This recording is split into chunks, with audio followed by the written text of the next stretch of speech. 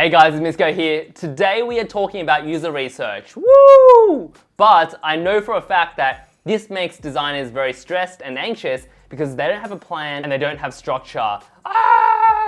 So in this video, I'm going to break it down for you step by step and make it crystal clear on how you can start to structure and also plan ahead for your very first user research interview. So let's get right into it. Okay, here we have a Notion template that I have also provided in the description below. So feel free to download this, utilize this for your own user research process. And if you appreciate that I've done all the hard work for you, make sure to gently smash that like button because it really does help this channel grow. Now, what I want to do is I want to focus on the big no-nos when it comes to user interview. I've noticed a lot of designers making these 3 key mistakes. So the first thing is making the interviewee uncomfortable. So make sure whenever you have to prep and also do a user research interview, make sure you give them notice, but also give them some prep and some expectations on what you might be wanting to know and also why you are asking these questions. Because you don't want to go in unprepared and also having them unprepared and you ask some unexpected questions and you have these awkward moments. So make sure your interviewee is comfortable. Also, asking very direct questions. So for example, would you use this specific feature? Now, once again, user interview questions are meant to remove bias, which should ultimately allow you to understand this person as a whole and some of their overarching and high-level thoughts and mindsets about a specific problem or use case. It's not about would you use a specific feature.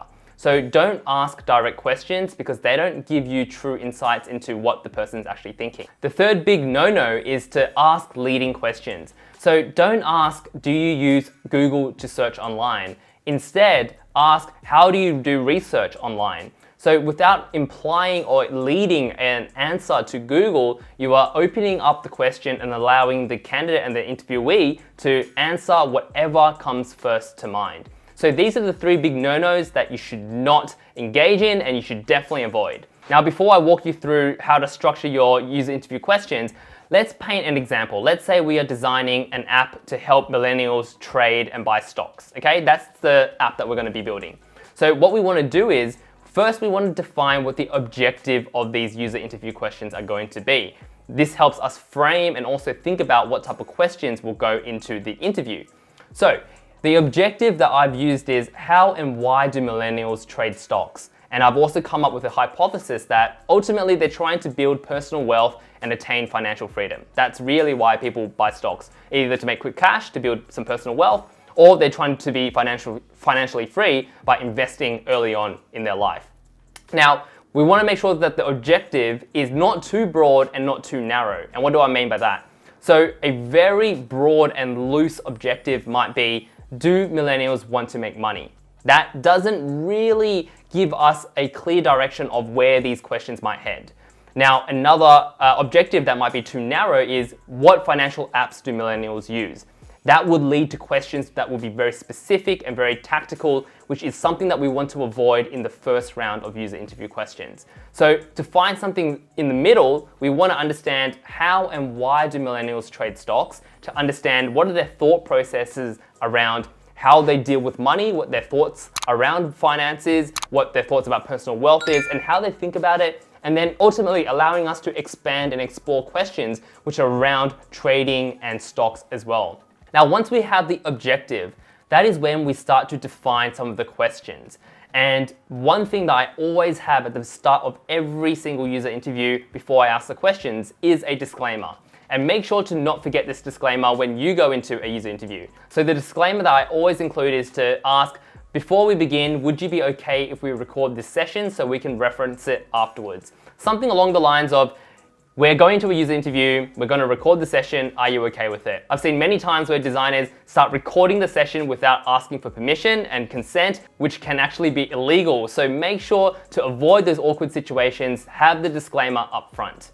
Now, the way that we think about our questions, I've structured it into 5 different categories. So when it comes to structuring your questions, see them as layers, right? So for example, questions about getting to know the user.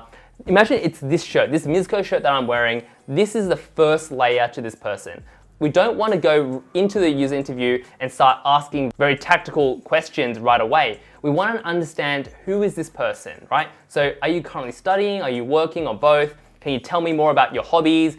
How often do you use apps on your phone? These are very high level and broad questions for us to understand the user. So similar to the Mizco shirt that I'm wearing. Once we understand who the person is, right? Before we even dive deep into the industry, about finance and personal wealth, we just need to understand who they are.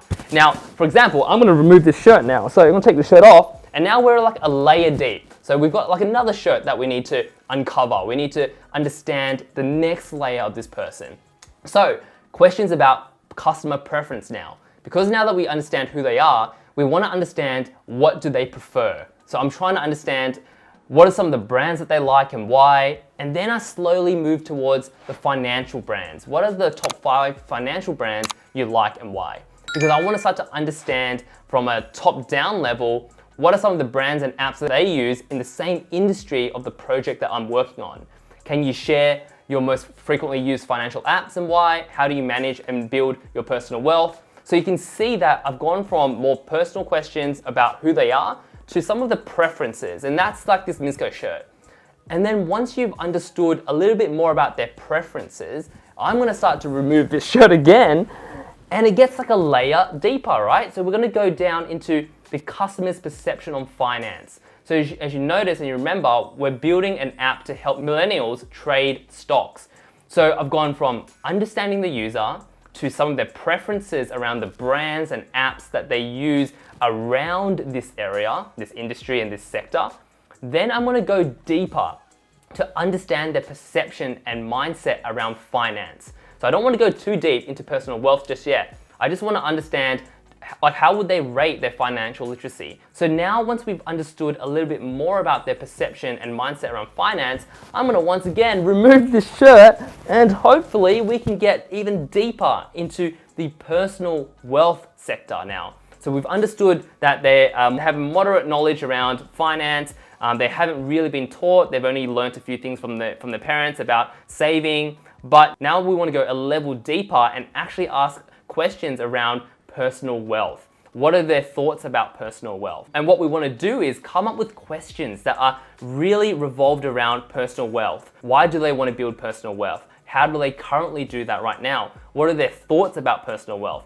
And this will give us some understanding and some leverage and insights into how we can craft a compelling app to help make their life easier, but also add value to their lives when trading within our apps.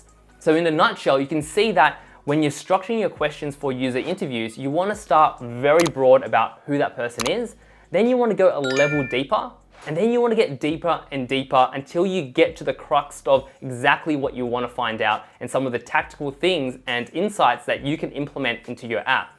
So then once you get to the end, once again, I'm going to remove this last shirt, and you might be thinking, how many Mizco shirts do I actually have? And yes, I did reveal some of my body, but that will be blurred out.